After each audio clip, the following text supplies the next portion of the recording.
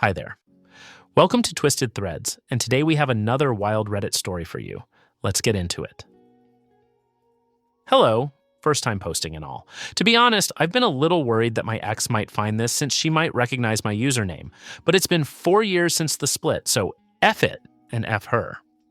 Also, if this isn't the right subreddit for this story, please let me know. Here we go. I met my ex when we were both attending college. I was 24 and she was 22. I had never really dated much before her. I had just gotten out of a toxic year-long relationship that didn't work, though we were amicable. The other girl was seriously depressed. I loved her, but she was so overwhelmingly depressed that I couldn't do anything. I consider myself an empath, and her depression would seep into me. So I broke it off. My ex was the one who sort of approached me, as we were both living in the same apartment complex. I had gone out of my way to help her a few times, but she asked for a ride, and that was what sparked the friendship, then the relationship. I would spend hours with her, whether she was at home or closing at the sandwich store she worked at. She was taking time off from school due to depression and a failed engagement from a year or so ago, though as far as I know, she never finished school and transferred twice to other universities. We partially bonded over her story about being betrayed and cheated on by her ex, though I now question how much of the story was true. We became inseparable. She introduced me to her parents only after 2 months of being FWB. After a few months, I wanted to become her boyfriend since I simply had no interest in other girls aside from her. She declined, saying she wasn't ready because of her past engagement. This should have been my first red flag, but like the idiot I was, I gave her a pass. We continued dating exclusively. She didn't date anyone else, and neither did I. A month later, I brought up our status again. Because if we were exclusive anyway, why not just admit what we were? She continued to fight it. There were times during our relationship when things seemed perfect. She seemed to like everything I liked. She had similar goals, and we just seemed like a perfect match. But sometimes I would notice backhanded remarks about me. She would sometimes compare me to and talk about her different exes. We would sometimes fight over such small things, and I would try to de-escalate it, but she wouldn't have it. She would run out of my apartment, and at times I would chase after her. She would become angry that I did that, saying I should give her space. So the next time she did that, I wouldn't chase after her, and then she would accuse me of not caring about her. She also began to gaslight me about certain things I remembered her saying, though at the time, I didn't know what gaslighting was. But like a sucker in love, I went along with it. Many of my friends would remark when I spoke about her that I could do better, that she didn't treat me right, but I just brushed it off. People listen to your friends. They're usually looking out for you. After dating for a year, I would still bring up becoming official BF/GF, but she was still resistant. She would still say she wasn't ready, though I was the best guy she had ever dated. All of her friends knew we were dating, but to be honest, I didn't like them. She would invite me to hang out with them, but they were very cliche, and I'm not like that. Also, they had a cat, and I'm allergic, so I would use that as an excuse. As time went on, we would go on dates, she would call me every night, and we would stay on the phone all night until one of us woke up the next day. She said, due to her depression, I was comforting and helped her sleep. We continued to have problems at times where she would even get physical. She slapped me hard on 2 occasions. Both were not because we were fighting, but because she thought it would be funny. Each time I told her that was disrespectful, and that since I would never do that to her, I expected the same in return. During one of our fights, she once stated, "My roommate knows all the guys that would be willing to be NCMOs in the complex, so I don't really need you." Finally, after a little over a year of dating, she gave in and decided to be GF/BF, but I noticed that she seemed to keep it a secret from everyone except her family. I thought it was weird, but seeing as I had gotten what I wanted, I paid no attention to it. I'm going to put this in here and say there were times I wasn't a perfect SO. I also deal with depression, and the stress of work, school, family, and her became too much at times. I lashed out but never hurt her. I would point out the things she had done that were hurtful to me. We broke up several times. Sometimes I would break up with her, and sometimes she would break up with me. But each time, one of us would relent and come back to the other. One time, I was a bit manipulative and self-harmed to show her how much it was hurting me. She had also self-harmed and expressed being suicidal during our dating, And to be totally honest, I got the idea from her. I was truly in love with her. She told me she was with me. We discussed marriage, children, where we would live, etc. During this time, she moved twice, first to an apartment down the street and then to her parents' house about an hour north. While she lived in the apartment down the street, she threw a party. When it was over, none of her friends stayed to help clean, just me. She told me this was proof I'd be a good husband. After her move to her parents' house, I would visit her almost weekly, but I began to notice a bit of distance at times. She was replying slower and slower to my texts and calls, but if she called or texted me, she expected a quick reply. Whenever she needed me, I would come to her, even at 1 a.m. when I had work and school the next day. After a couple of months, I began to suggest getting engaged, but then she started to do the same thing she had done with being GF/BF. She would use her depression from her past relationship as an excuse. Then she asked if we could go back to casually dating. This was the dumbest thing I had ever done. I said it was okay. I thought this would show her that I was the guy for her. Over the next few months, she would go on dates, but she would tell me about them and tell me how much better I was than them. I continued not to date because I was a sap in love with her, but I had told her if she found someone she wanted to pursue, I would end our relationship, and she could go after him. After talking to my friends and family, I had a realization. Why was I doing all this for her when she wasn't even my GF anymore? So I told her, and she agreed that any physical relationship would end until we got back to being exclusive, and except it didn't. We would go on dates, and she would guilt me, pressure me, and I would give in. She would then immediately become angry, saying, "Why couldn't you resist? Why didn't I stop you?" She became very abusive and hurtful. The worst was when she told me that if she got pregnant, she would never tell me, and only she would decide what to do. That hurt so much, as I'd wanted to be a father and would never leave my children alone. But I would simply fight with her, and we'd end up making up. During all of this, we would continue to talk about a future together. She would see a mixed baby, I'm Latino and she was white, and say how she saw the cutest baby that could have been our baby. Whenever she was depressed, she would call me or ask me, "Would you still marry me?" And I would respond, "Of course I would. I love you." It wasn't until Christmas, when I was in Florida visiting my brother, that I began to suspect something more was up. I'd text her. She wouldn't respond. I'd call her to do our nightly phone thing, but she wouldn't answer. One time she called and asked if I had the same movie on DVD. When I asked why, she said she wanted to watch it with her family, but I could sense something was off. When I came back from vacation and started the new semester of school, she came to visit me. Sort of. She came to my university for some reason and lost her Fitbit, calling me to help her. I came to help and we spent some time together, but I could feel something was different. She then told me she wanted me to come visit her in 2 days at her parents' house, as she had something to talk to me about. It was then I knew what was coming. I talked to some of my friends and prepared for the worst. When I got to her parents' house, it was late. She asked me to come at 10 p.m. She came into my car and we talked for about 30 minutes to an hour. She told me that she no longer wanted to date me, and I agreed. I told her I had felt her becoming distant, and I asked her if it was someone else. She denied it. She said she simply no longer felt we were right for each other. But then she said other things. She said that she never considered me husband material, that she never saw us getting married or having kids, and that she had always known from the beginning. She even said another reason she didn't want to be with me was that her kids wouldn't look like her because she was white and I'm Latino. This is especially funny now because she likes to say how progressive and not racist she is, right? This shocked me. I remembered back to all the plans we made, all the times she had asked if I would marry her, all the times she had talked about our hypothetical children. That hurt the most. I told her I loved her, but I agreed we were done.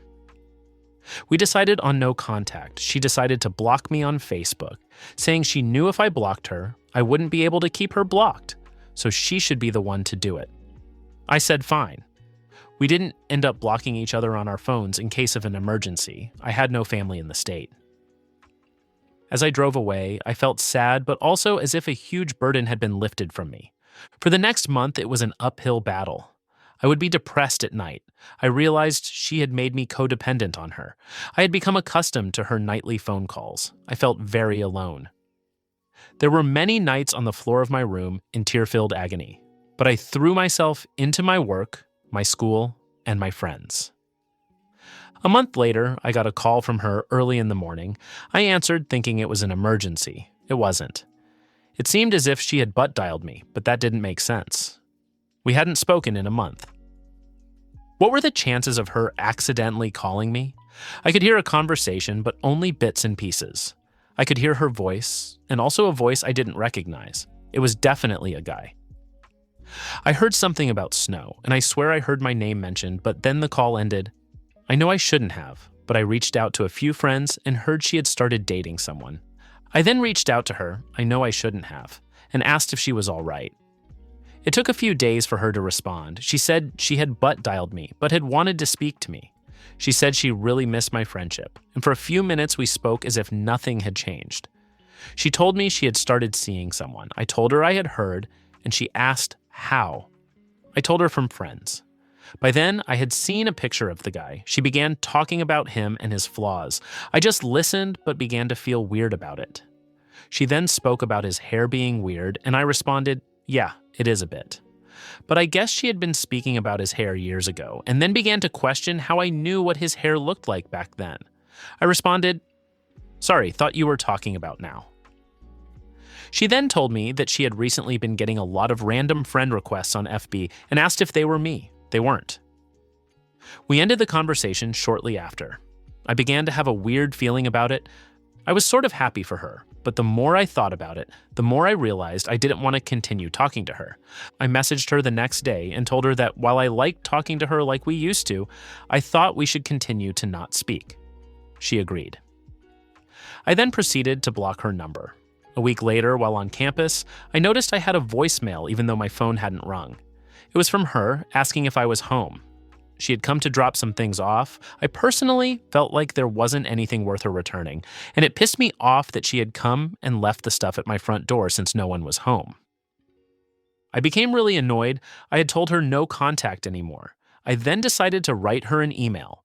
I told her basically that I had loved her with all my heart, but that she had mistreated me in a lot of ways, lied to me, etc. I told her to thank her parents for being kind to me. We had a rather good relationship, and they actively told me how amazing of a BF I was. I then proceeded to tell her I wanted no contact of any kind, that she was now blocked from my phone. I said that though we live about an hour away now, it would be possible to run into each other due to friends living close to me and such.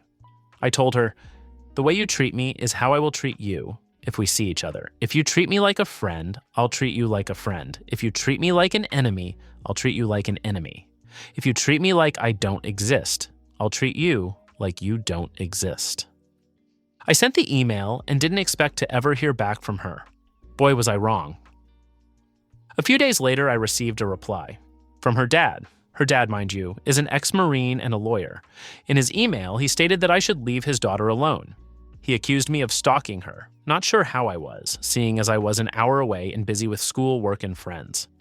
He accused me of creating fake FB accounts and cyberstalking her.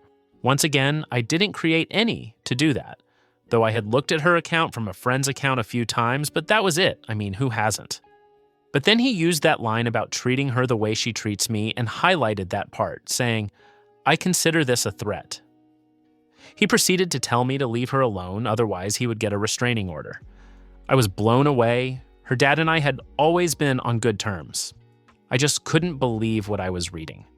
I spoke to a few people, and having studied a bit of law in university, I responded to him. I told him, look, I want nothing to do with your daughter. She was the one who reinitiated contact. In fact, she came to my house without my knowledge a week ago. If I'm a stalker, why would she risk coming to my house? I told him that we both know what he had said was unsubstantiated, and no judge would ever give a restraining order. I told him never to contact me again, and I'd do the same to him and his daughter. It was then that I wondered, what the hell was going on? What stories was she telling people about me? What sob tale was she spinning, and why? I told some of my friends what happened, and they were blown away too. They just told me I had dodged a nuke and should be happy. I thought the story would end there, but like I said, this is a cheating story. A long one, but a cheating story nonetheless. We had broken up in January. Just after the first week of April, a friend of mine messaged me while I was working and told me that my ex had just gotten engaged. I was floored. It had only been 3 months. For the girl who had constantly said how hard relationships had been for her because of her cheating, abusive ex-fiancé, it just didn't make sense. But what was interesting, my friend told me, was a comment that someone had put on her announcement. This person was congratulating her on her engagement and said they were so happy she could help them get together back in November. November. The same November when we were still going out. Yes, we weren't exclusive at that point, but to me, since I had given her several outs and she lied about there being someone else, I consider that cheating. I was livid. And then everything came into place. That's why she became distant at Christmas. That's who she wanted to watch that movie with. That hurt, but I got on with my life.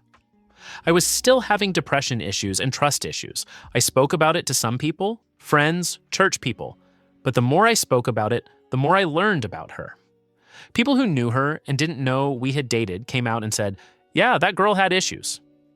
They told me things they probably shouldn't have told me, but whatever. I found out all the nasty things she said about other people, and I began to realize that she never really cared about me. She simply wanted someone to care for her and then dump them once someone better came along. I realized that the reason I fell in love with her was not because of who she was, but what she pretended to be. She had heard about me, knew I was a nice guy, and decided I was empathic enough to trick. She simply reflected myself back at me, and I thought I was dating someone similar to me, but really I had been dating a narcissist. But this helped me understand a lot about myself, that I care too much, love too deeply, and need to be careful who I give my love to. Lesson learned. So half a year passed. I hadn't run into her, but I had heard she had moved back to my city with her husband. So much for me being a stalker. Some of my friends had a few run-in with her, and one embarrassed her by making a sexual innuendo about something she had done. Love you, Danny boy, brothers for life. I got invited to a friend's wedding. I couldn't make it to the actual ceremony, but I made it to the reception. I was just finishing up making a small speech, making fun of my friend. Dude had a laugh that was so annoying and loud, you wouldn't believe. I was ending my remarks and was about to sit down when a mutual friend started walking into the room. And who was right behind her? My ex and her husband. I saw her and was a bit surprised. Just as she was about to walk into the room, our eyes met. And in the moment, instead of walking into the room, she pushed her husband back into the hallway, out of sight, and quickly followed. I was taken back and stepped out to the other side of the building to collect my thoughts and feelings. I was overall fine, but the shock of seeing her was interesting. After a few minutes, I came back into the room and noticed my ex and her husband had never entered the room. I then asked my friend if he invited her, and he said yes. I told him a heads up would have been nice, but he said that he didn't even think about it. He wasn't that close of a friend, more of a mutual friend of one of my best friends. Anyway, minutes passed and the new couple was about to have their first dance, so we all moved some chairs out of the way. I happened to be on a side of a door putting chairs away when my ex came through that exact door, saw I was right next to her, and ran to the other side of the room with her husband in tow. We avoided each other the rest of the reception except for a couple of glances. But in that moment, I felt whole again. All those months after the breakup, I felt broken and like a piece of myself was missing, but in this moment, seeing how she reacted, how ashamed she seemed to be. I felt my power coming back. I felt truly happy for the first time. Even though she was married and I was not, I had won the breakup. She was ashamed to even look at me. I had no such problems. I had an overall clear conscience. And now here I am over 4 years after the breakup writing this. I'm still single, but overall, I'm happy. And Maddie, if you end up reading this, F you. I'm the one who ended up finishing university, and you're just a housewife. After all that talk about changing the world and shit, all you're ever going to change are dirty diapers and be an effing liar and a cheat. Thanks again for visiting and hanging out for the story. If you enjoyed it, feel free to like and subscribe to the channel for more wild Reddit stories.